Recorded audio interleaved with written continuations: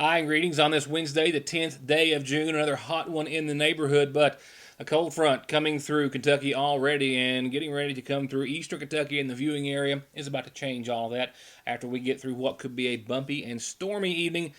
A nice long run of some very nice mild weather.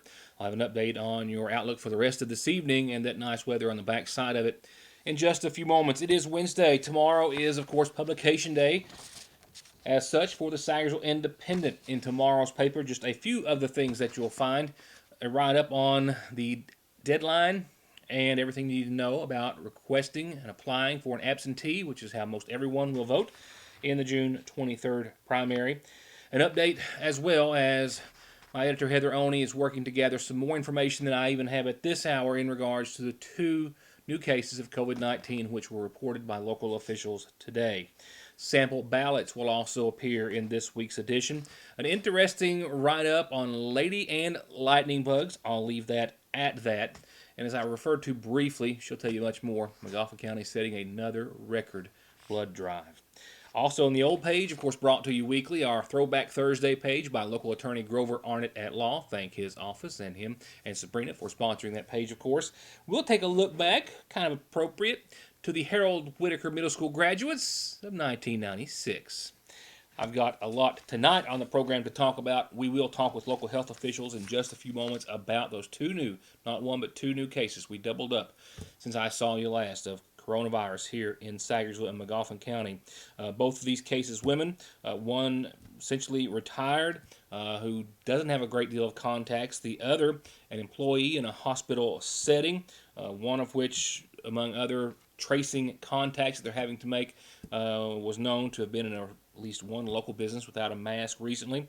The other one really uncertain of how they could have contracted COVID-19 at this point, but the mayor and public health director tells us more in just a few moments, so be sure and stay here for that. The body of a young Breathitt County man discovered just a few moments ago. I'll tell you how it is yet to be recovered, and I'll elaborate in just a few seconds. Also, Sheriff Doug Saylor is with us tonight via, of course, the internet, giving giving me the details as he can in regards to the human skull which was found in Johnson County that I told you about last night, how they believe it has been there in its location where it was discovered, which is still technically unknown, for maybe less than 6 months. He's also asking for any information as they are hopeful that they might have an identity relatively soon. He'll tell us why, but he's still waiting for that information. Doesn't have anything else to add except for what he can tell us tonight. Also, of course, an update from your governor and much, much more. We will begin all of that in just about 60 seconds. All Pro understands that we are all just trying to make it through these most difficult of times, and they want you to know that they're here to help with any repairs or projects that you need done. Big or small, doesn't matter. They've got 0% financing for 18 months and long-term financing if you need it. If you need anything from a new gutter to a new house or a new garage, call All Pro Gutter Works and Construction, 349-9999. Times have changed, now and suddenly more than ever. Our lobbies might be closed, but the Sagersville National Bank wants to remind our customers that we're still here, we're still working to provide our community with as many services as possible. During this time especially, we encourage all of our customers to take advantage of all the options we offer to manage your accounts from the convenience of your home. 24-hour internet banking and bill pay, 24-hour telephone banking, remote deposit, automatic loan payments, and wire transfers are also still available to our customers. And we're still here during our normal hours. Mondays through Fridays, the main drive-thru is open from 8 until 3, and the branch drive-thru is open from 8 until 5. And the branch drive-thru is also open on weekends, Saturdays 8 until noon, with ATMs available 24/7 at both locations.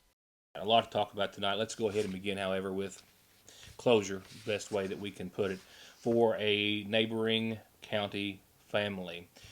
The body of a young 20-year-old Breathitt County man was discovered just moments ago after an intensive search for the past few days.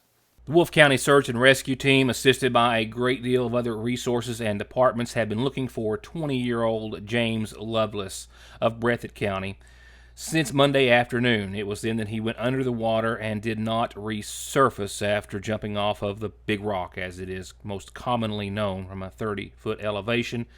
He went under, failed to resurface, and the search has been ongoing since. That search ended, I'm told, right around 5 o'clock this afternoon. I'm told that advanced sonar equipment was able to find him and locate his body and show it in a visual very clearly.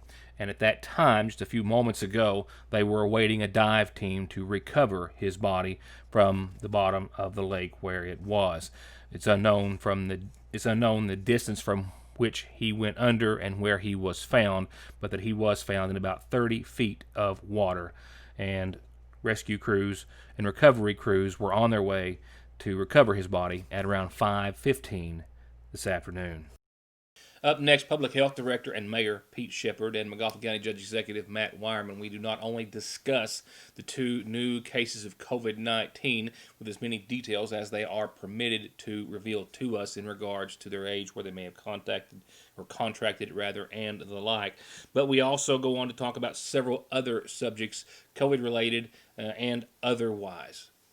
The mayor telling us tonight that indeed in the past 24 hours we saw McGoffin County's numbers jump from 2 to 4, which is not a great increase, but it is essentially doubling. He is also concerned that that might be a trend that we're getting ready to see and a path that we're getting ready to go down. Is anything new there? Have they both officially recovered?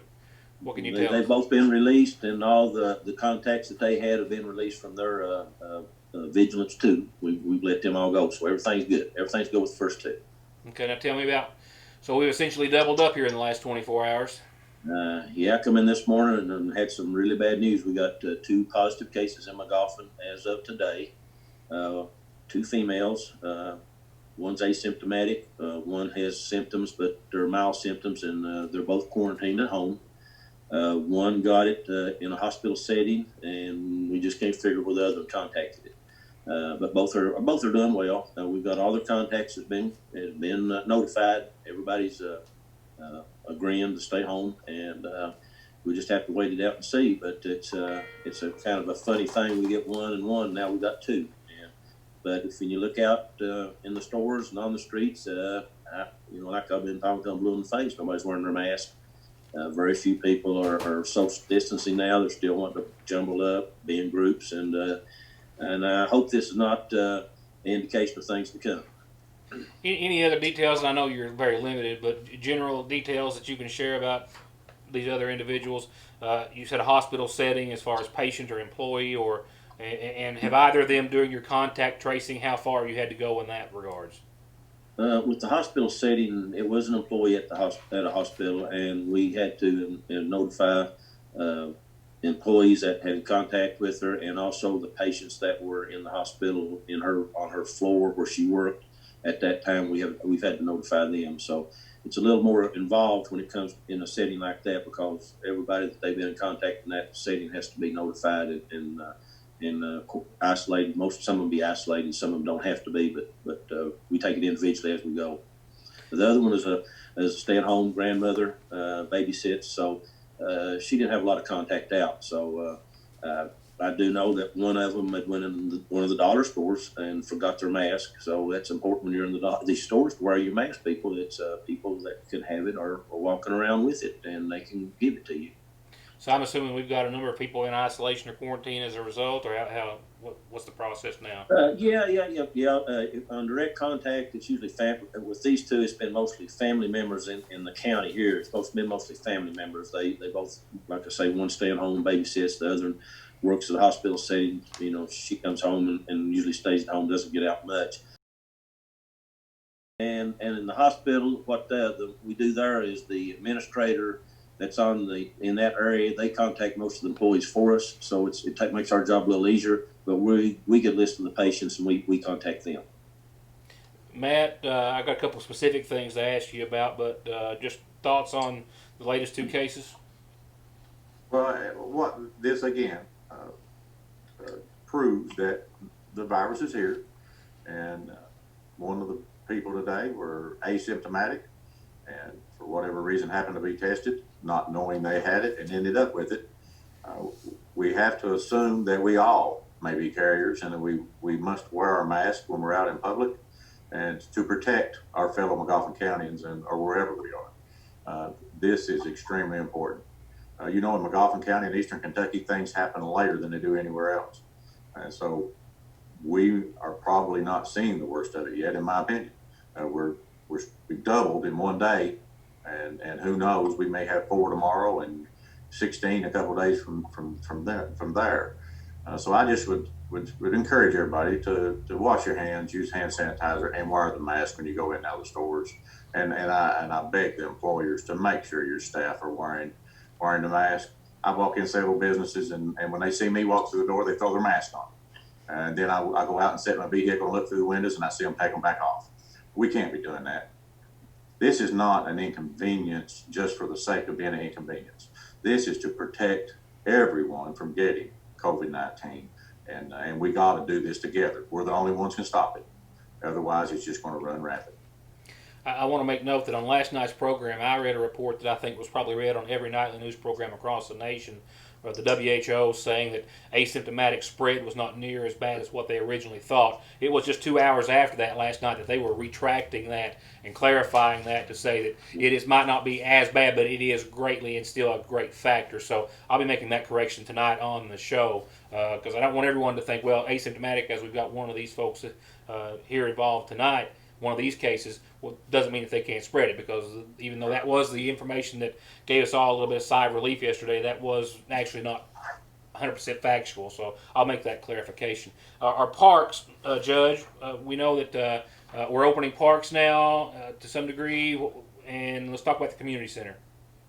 Well, the community center, we're still under renovations. We have, as you may have noticed, driving by, we've installed a new LED board so that we can put information out about the events and availability of the community center and what may or whatever else information we want to get out to the public. The other thing is we're still working on the gym floor. The folks have been in there. This is a slow, tedious process that requires primer.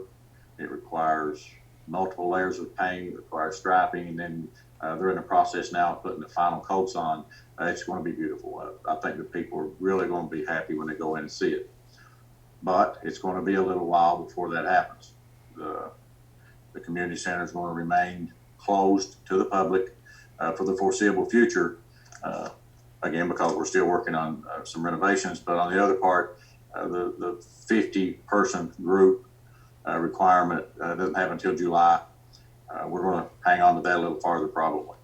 As far as the parks go, park manager at Ramey Park has indicated that they will not be scheduling the shelters for anyone for the foreseeable future. That doesn't mean you can't go over there in groups of 10 or less and social distance and have little things, but there'll be no reservations or anything there. Same thing that I'm going to be doing with our parks out in the county at Half Mountain and at Bloomington. We're going to be sending folks out to try to do cleaning and disinfecting on a pretty regular basis. I'm working on getting some folks in to do that right now. And that way we can still allow folks to use those facilities, because Half Mountain Park, and even though Bloomington's small, it's a nice little place for people to go. And we want those things used, but we want them used safely. And hopefully by this fall, sometime we'll be able to start booking and scheduling those things like we have in the past. 2 other items real quickly, Judge, courthouse and the census. Well, the county courthouse, which is where the county clerk, sheriff, PDA, and myself and assistant county attorney are, we reopen Monday. We require everyone that comes through the door to take a temperature check. We require everyone that comes through the door to use hand sanitizer, and before they can go any further, they got to wear a mask. We had an individual on Monday from our neighboring county that didn't want to do that. We're not going to tolerate that. Today proves with the positive cases that this is still out there, and we're going to do our best to not allow that virus in this facility, because the workers here don't want it. Nobody wants it. So we've got some simple rules there. The Justice Center, which has a different set of rules, but they still require the temperature check and the hand sanitizer, but you have to go through a questionnaire there. We're not doing that. But both facilities we are requiring that temperature checks and hand sanitizer and mask before you can enter the facility. Here in this courthouse, one person per visit. One person can go into whichever office that they're going to go into. Can't be bringing family members and a whole bunch of people in. We can't do that. We don't have the room in these offices, the way they're constructed, to have 6 foot apart social distancing. In regard to the census, folks, this COVID-19 CARES money was distributed based on population. We are at 36%. It's 36 or 37. I'll have to check again. I haven't checked today, but we're one of the lowest in the state.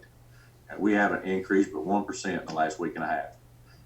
We're going to be, when it comes to federal funding, we'll be the bottom of the barrel. We're not going to get anything. I think if you look at some statistics, population-wise, we are declining. We know that. But we haven't lost 2/3 of our people. We know that too. And I ask you to go online and get that done. If you need help, call my office. We'll get on there and we'll help you get through it. We'll make sure you get your census complete. Now, as you heard me refer to in that report, on yesterday's program, I suspect news agencies all around the world were glad to report that the WHO, at least one representative thereof, was saying that asymptomatic transmission of the coronavirus was very rare. That individual is backing up on that statement today. Dr. Anthony Fauci, of course, as well as many other health officials and professionals, saying that that was just completely wrong and not correct. Fauci saying that we know from epidemiological studies that they can transmit to someone who is uninfected, even when they're without symptoms. So to make a statement that it's a rare event was not correct.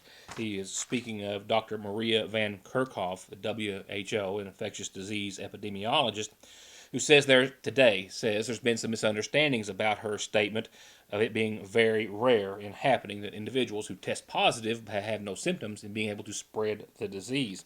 She says in using the phrase very rare, it was a misunderstanding to state that asymptomatic transmission globally is very rare. She says she was referring to a certain subset of studies. Her comments contradicted what other top infectious disease experts have been saying for months and ultimately prompted the organization to walk back their remarks, take them back earlier today. Many groups of data estimate and indicate that about 40% of all the cases that are transmitted of COVID-19 are from asymptomatic people. I'll be right back. The seasonal shop is open, and they're still doing curbside pickup, so you can call and place orders, and they'll still bring them out to you. And inside, you'll find all new merchandise throughout the entire store, all new spring and summer women's clothing from Charlie Page and Mud Pie, accessories, jewelry, shoes, and bags too, casual outfits for everyday or special occasion outfits and dresses. And if you've been home a lot and really want to freshen up your decor, they have so much to choose from, and they're happy to give you any fresh ideas that you might need. And just in, a large selection of Simply Southern and Candleberry at Fraser's Prater Drugs seasonal shop in downtown Salyersville. I'm Hal Rogers, and I approve this message. He fights for the mountains, for life, and for our president. He's Congressman Hal Rogers. When the world seems shaky, you need steady, proven leadership that delivers. Relief for workers and small businesses. Holding China accountable for what they did. Getting our economy moving again. And fighting the opioid crisis. That's Congressman Hal Rogers. Pro-life, pro-Trump, and pro-Kentucky. Car accidents don't stop. Accidents at work don't stop. Disability and SSI cases don't stop. Your legal needs and concerns don't stop for the coronavirus, and neither does McFarland and Tinker. They are open, able to schedule appointments per CDC guidelines, and always available for telephone and video conferences. Please, be safe, be smart, stay home, and don't let your legal needs fall victim to the pandemic. Call McFarland and Tinker and let them take care of them for you. Your Sagersville Lee's Famous Recipe knows that we've still got a long way to go before we get through this pandemic, and that's why they're still offering their $5 off coupon, good on their 16-piece or 20-piece family meal deals. The coupon is in the Sagersville Independent, and they're giving you the Sagersville Independent to get the coupon at your Sagersville Lee's Famous Recipe. You get one with every purchase, so come by and get 16 pieces. Any way you like it. 2 pints of mashed potatoes with gravy, 2 pints of coleslaw and 8 biscuits, or 20 pieces of chicken. Any way you like it. With 3 pints of mashed potatoes and gravy, 2 pints of coleslaw and 10 biscuits. Either one, $5 off with the coupon that they'll give you when you get there at your Sagersville Lee's. Come to Parkway Pharmacy in Sagersville and get your prescriptions filled, your over-the-counter medications, and immune system boosters, all from the safety and comfort of your own vehicle, either in their drive-thru or with their new curbside service. You can also call ahead or just download the MyGNP app, that's Good Neighbor Pharmacy, and refill and manage your prescriptions right from your device, helping you and yours stay healthy and safe. Parkway Pharmacy in Sagersville, 349-4400. As I told you last evening, we were able to confirm that human remains had been discovered in the White House area of Johnson County, with little other information known at that time, except that it appeared as though someone's pet, while this family was not at home, brought what was found to be a human skull onto their property, and that the investigation had begun, and that it had been sent to the state medical examiner's office.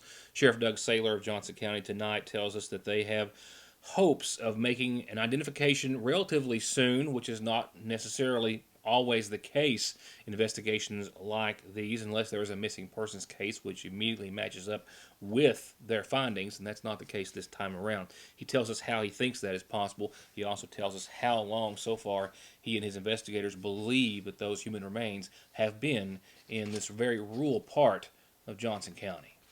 Well, if you don't care, Sheriff, first of all, thank you for joining us. Second, tell me how the discovery started. We had a resident over in the White House area return home after an evening of four-wheeling. They told us that they had spent the evening at a friend's cabin, and when they returned home, they located some human remains at their residence. It was actually in their driveway, and we believe that their animals had brought them in overnight. Well, I'm sure that began a rather intensive search. What that consist of, and what did it result in? Well, we initially were dispatched to that location, again at White House. Our deputy arrived, and he made the determination that he did believe that it was a human body part, which factually ended up being a human skull. We made contact, of course, first with the coroner. He and I responded to the scene. We took control of the human part, and he took it into his possession. After that, we made contact with a search and rescue crew of a K-9 stature, a K-9 search and rescue from the Grant County Sheriff's Office. They responded to our location on Sunday afternoon. Very nice of them to make that trip just to help us with this search. We searched the area, traveled approximately 2 to 3 miles that evening, trying to locate more evidence or more body parts that could be identified. There was no success, and at that point, it was late. We just went ahead and called it for the night because it was dark and it had been impossible for them to locate anything at that time. If there are any, I know that you can't tell me what they are, but were there any identifying factors or something that gives you some sort of hope of being able to make an identity? A lot of cases, I've seen a lot of these cases, and without any missing persons or without any other evidence, which as I understand you don't have, a lot of times it's hard to make an identification. It is usually difficult to make a determination in situations like this, but this particular circumstance does have some evidence, some very, very specific information available that we're hoping to be successful in identifying the subject that this is related to. And going back to my previous statement, I guess just elaborate on that for me. This doesn't match. You don't have any ongoing missing person cases or anything of that nature that this fits. Is that correct? Nothing that this fits currently, but with this being close to the river, it's possible that it could have been from counties away. So as of right now, what's the status of the investigation? Are you waiting on more from the medical examiner's office, or? Yes, sir. We received the preliminary results from the medical examiner. they couldn't give us any information, so they passed it on to what I refer to as stage 2 of their investigation, and hopefully they can help us to identify the person in this case. Anything that we can ask of my viewers? Yes. The evidence that we have, we believe this person was possibly in good health because of some of the conditions. Anyone who has any evidence or any family members that are missing in our area or anywhere nearby, if they can call us, we have a few specific questions that we can ask them that might help us to relate the two situations together.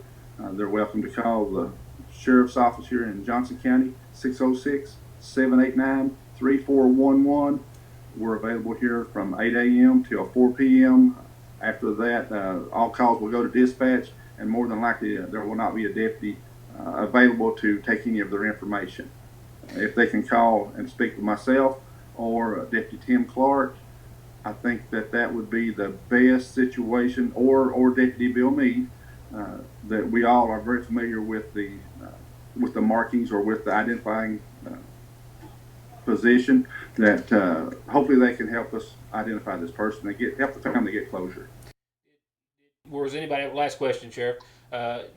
Was anyone able to give you any type of a age or time frame that this person would have been out there or anything of that nature? We don't have a specific age as of yet. We're hoping to gather that from the second stage of the medical examiner's office. But we are expecting it to be likely within the past 5 to 6 months at most. Possibly a shorter period of time than that, but no more than 6 months. Still a stormy forecast, and our governor right now. Just a couple of reminders on tonight's McGoffin Farm Bureau community calendar.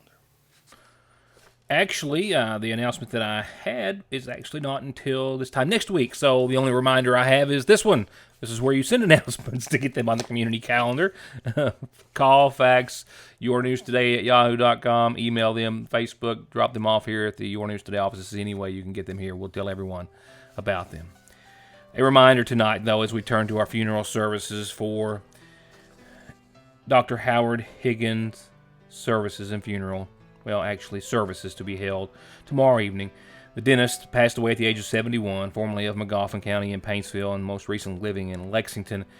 Howard passed away earlier this week, survived by his only daughter, Ann, with visitation to be held tomorrow evening from 5 until 7 at the Preston Funeral Home.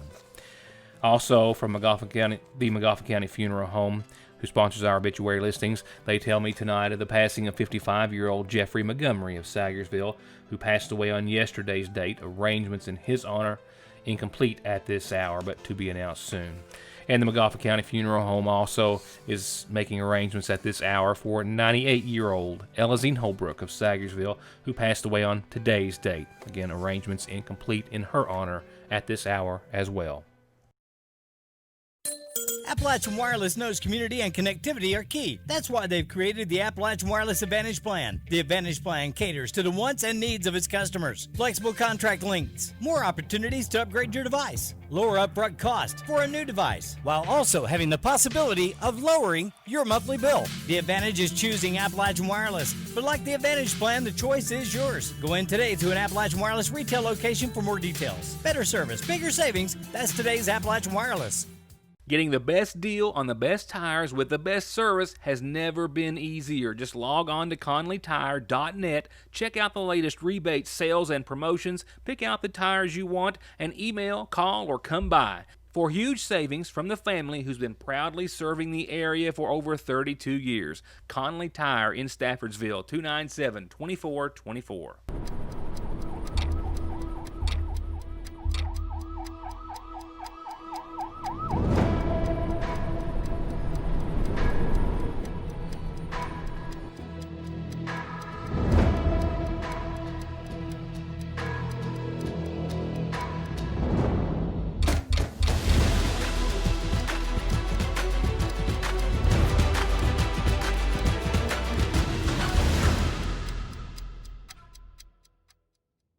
There is never a good time for a breakdown. They will happen, and your car at some point is going to need some repairs and maintenance. And Black Smoke Performance is open and here with professional, fast, safe service. And just in time for warm weather, they now have certified full air conditioning, diagnostics, and repair to keep you cool in whatever you drive. Black Smoke Performance, 349-8785. A critical federal funding crisis is essentially how the governor was phrasing it earlier today, as McGoffin County Judge Executive Matt Wireman did earlier this week in talking about census response numbers. McGoffin County is still one of the lowest in the state of Kentucky falling in regards to our response rate. The governor is saying it is very important that everyone go to 2020census.gov or any other means. Contact the judge's office if you have any questions. They will be glad to help, but fill out the census. It is critical federal funding that right now we should all realize is vitally important to our survival and our people. We also encouraged everyone and reminded everyone, get that absentee. Go vote ky.com or call your relative or local county clerk's office. You have until Monday to apply for paper absentee. And with today's numbers, the governor also reminds us that there is only one out of all 120 Kentucky counties without a confirmed case of COVID-19, that being Robertson County, with Kentucky as a whole approaching two milestones, that being the 12,000 case mark and 500 deaths. Okay, so this week, we've seen cases increased. We've seen some days that it is lower. And today we're right about in between, reporting 191 new cases of COVID-19.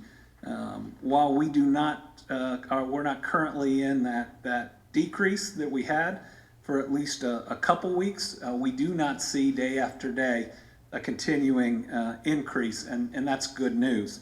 So what we'll be looking for now is are we going to jump kind of up and down as we move forward? Do we find a new plateau? With the additional testing we're doing, are we finding more asymptomatic cases? We got to look at all of that, but we're going to look at this and other numbers each and every day. 191 is within a range where we believe that it is controlled. Of course, we'd like 0, and given that it can be deadly to certain populations, we'd really like 0. With that, our total number of cases stands at just under 12,000 at 11,883. 302,347 have been tested across the Commonwealth. Right now, ever hospitalized, 2,396, 508 still hospitalized, 68 still currently in the intensive care unit. The governor also announced 7 deaths today, which brings Kentucky's death toll to 484.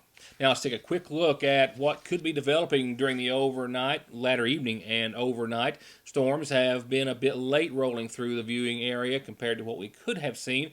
Yesterday's timeline put them closer to around this time or a little bit before, possibly.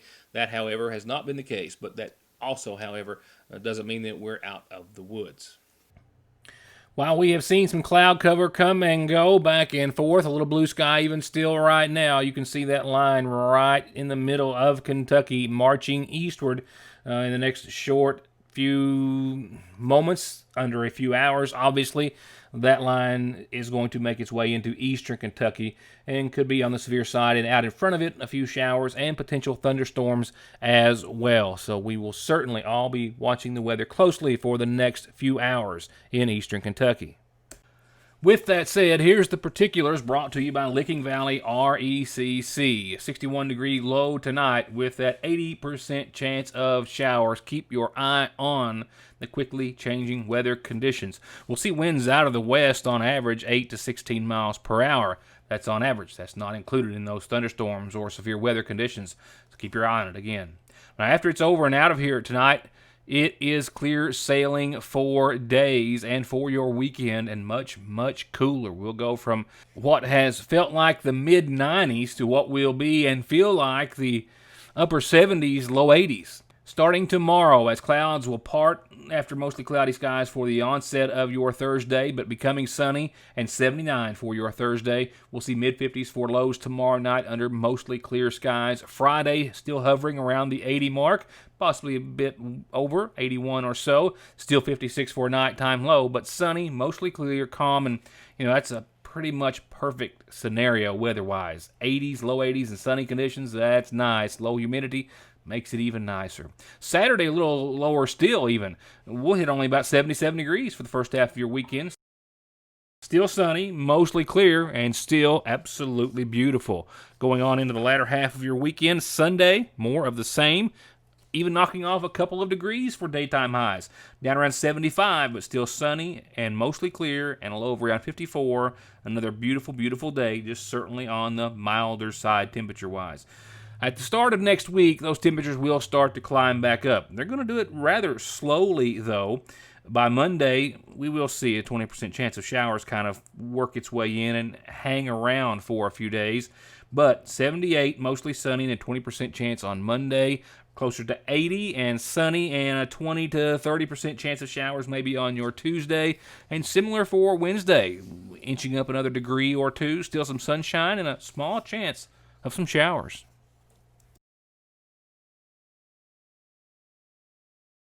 That's going to wrap it up for a busy news day. We'll see you back here tomorrow with what is more often than not, most often, more of the same. Thank you for being a part of the program. Enjoy the rest of your evening, and good night.